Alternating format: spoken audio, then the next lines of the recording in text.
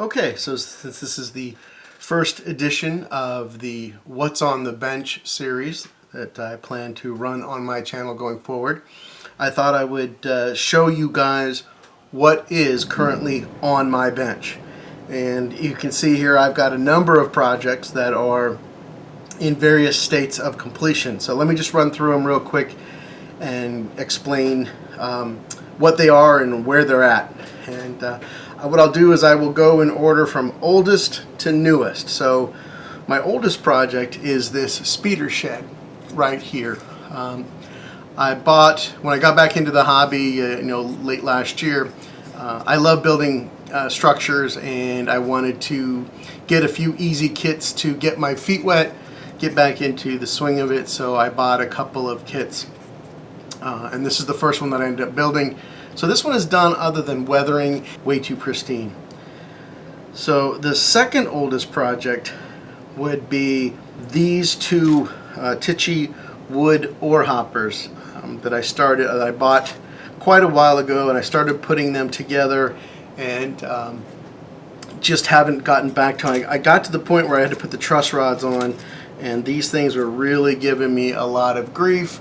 So I decided to put it aside, and I completely forgot about it until I started trying to pull everything together from the various corners of the bench, looking for what I've got in progress. So the next one would be, this is Pinrin Fruit. This kit came from railroadkits.com, and so this one again is done. And it's a laser cut kit, very simple to assemble. And I lost the window here. And I found it today while cleaning up the bench. It's actually right here is the window. But when I was finishing this a few nights ago, I couldn't find it, so I just put some boards over it and made it look like they had boarded up the window. I still need to weather the 2x4s there, 2x6s, whatever they are. So again, this one is essentially complete. Windows all have glazing on them, but I need to do the weathering on it. So that one has been sitting around for quite a while. I then started working on this. Now this is actually a model of Notchcliff Station on the Maryland and Pennsylvania Railroad, which is the railroad that I am modeling. And so this is a hydrocal. This kit is made, the walls and the base are made of hydrocal, so this is the first time I've ever done a hydrocal kit, and playing around with the painting and the staining and whatnot.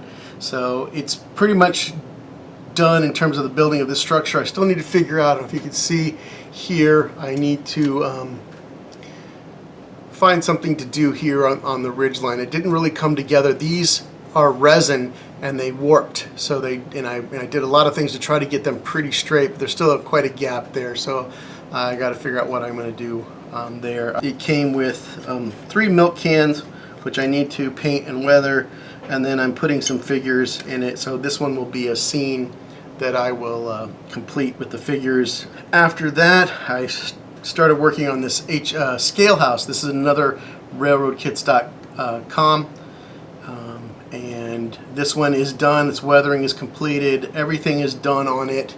Not really paying attention to what I'm showing you guys. So it's done. It did come with a couple of barrels and a trash can, so I need to finish painting those, and then I have a figure here. I'm going to probably put this on some probably like on a styrene base, and build a little scene that can then be dropped into the layout. Then these two here, I don't know if you can see, these are I bought off of eBay a lot of 3 kits. These were brick building kits. They were already built. They were assembled by a previous person, and I got them pretty cheap. And I was like, I'm looking for something to just throw some buildings up on my temporary layout, if you want to call it that. I have a 4x6 foot sheet where I've put an oval with some passing sidings and some spurs on it, so I can at least run trains around and do a little switching, and get my fix of playing trains when I'm here at home sometimes. What I'm doing is I'm trying to completely take them from where they were, which was pretty terrible condition. I know they're never going to probably be, they're definitely never going to be wonderful, but taking them from pretty terrible condition and try to get them to a better shape. And this is really just a projects to A, get me some buildings on the temporary layout, and B, give me some things to work on to help get my modeling skills back to where they once were. And then the most recent thing that I did is I actually started this just last night. Is I bought months ago. I bought a couple of lots of stock cars. I love stock cars off of eBay, and I started putting together. I built one of them. It was a double-decker. And funny story. Let me share it with you here. This is in one of the lots of stock cars I got. This is how two of the cars came out of the four. They were wrapped in cellophane. They were a 4-pack from the manufacturer, but clearly they were stored someplace too close to a heat source, and there's all kinds of. I've thrown away some other pieces. I don't know why I'm keeping this one. I guess just to remind me of how melted this was. But anyway, I contacted the eBay seller, told him what had happened, and he actually I think he ended up refunding my entire price just because he felt so bad. And I told him it was not a big deal. Half was going to be fine. But anyway, so I just started working on this one. And so that's on the bench. So it's in the middle of assembly. So this is what's currently on the bench and what I have to start working to get through this series. What I plan to do with this series. Yeah, I don't know how often I'm going to do it. At least every other week, if nothing else. So we'll start getting through these projects, and going forward, I have a number of other projects here. Let me show you that. Okay, so this is the contents of my wood kit pile, if you will. As you can see here, I've got a couple more simple kits from railroadkits.com. I have another one here, the Dan and Feed Company, which is another railroadkits.com kit. Then the next one, this is one I picked up at my club flea market, and this is a board-by-board construction of a Roxbury Roofing Company lakeside scale models. So I thought it was kind of a neat structure, and I'm looking forward to doing that in a board-by-board as opposed to the laser kit. So this is one that I want to get to soon, and I'll make a video showing as I progress on this and ultimately get it finished.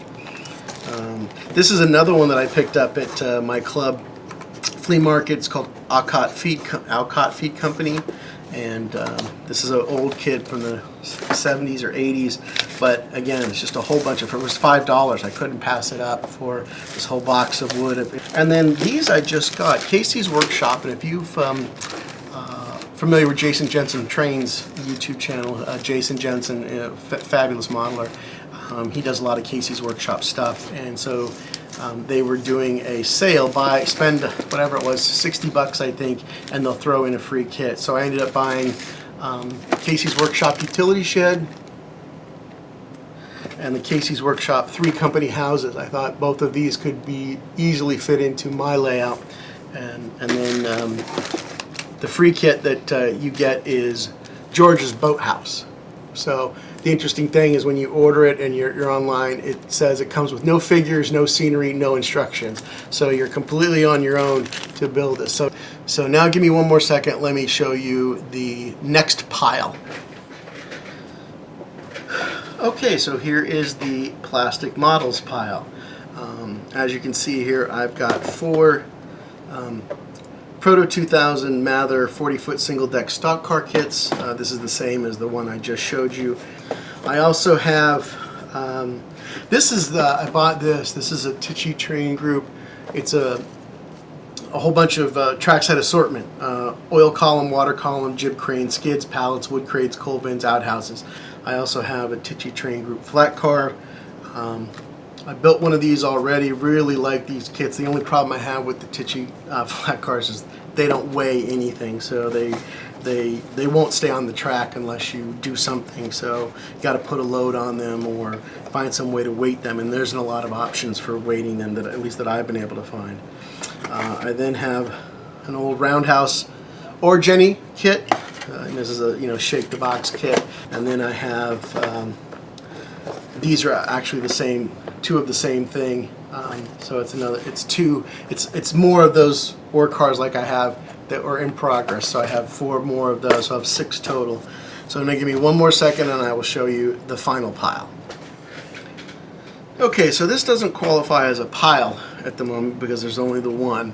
There is another one that I just picked up off of eBay that's on its way. So it'll be a pile here in a few days. If 2 can be called a pile. So this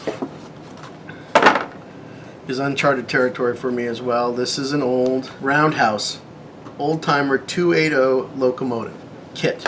So this is a new in the box, new old stock 280 kit locomotive that I'm going to be putting together, and I will be re-lettering it for the Maryland and Pennsylvania Railroad. Yeah, though I don't think it's going to be too terribly difficult to put it together.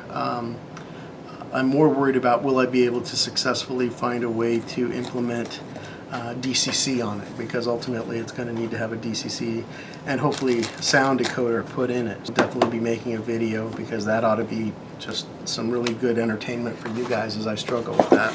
That's something I've not done before.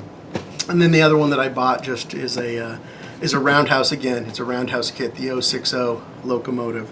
The Maryland and Pennsylvania in the years that I'm modeling had two 060s, and I'm trying to acquire the 060. The Bachmann, that's prevalent out there right now in the market does not match. The Monpod did not have a USRA locomotive, so they had the older kind. So the Roundhouse looks like a pretty close match for what was prototypical.